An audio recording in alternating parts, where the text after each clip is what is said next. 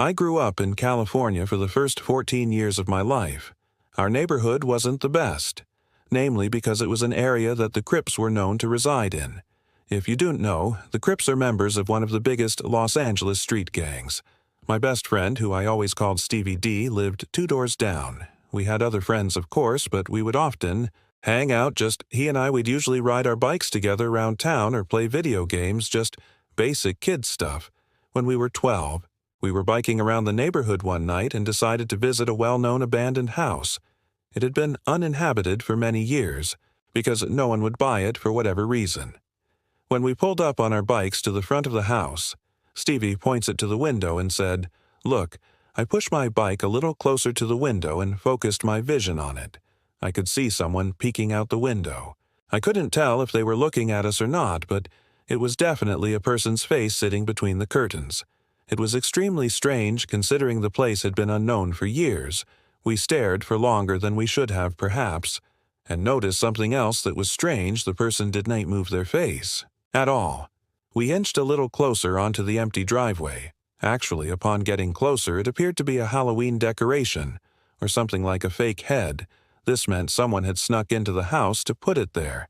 Stevie D and I, being the mischievous kids we used to be, hatched an idea to sneak in through the back somehow and check out the place. We hid our bikes on the side of the house behind an overgrown bush, then snuck into the yard. To our surprise, the back door was already unlocked. But when we came to think of it, it wasn't that surprising, considering it seems someone had already broken in to put that fake head there.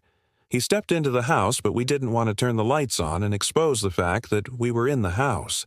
It was dark in there, but not pitch black, so we could make our way through the house. We got to the living room first because we wanted to check out that fake head thing at the window. It smelled really bad in that room, though, and picked up the head from the windowsill and immediately dropped it and screamed. I dropped it. Not because it was surprisingly heavy, but because it also felt like real skin. I saw a dark liquid pouring out from the bottom of the head that was now on the floor.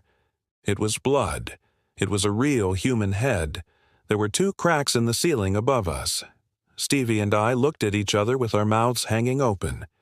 We ran for the back door and got back on our bikes to get the hell out of there. Anyone in our immediate area learned pretty soon that the head belonged to a victim of the Crips who apparently placed the head there as some kind of message.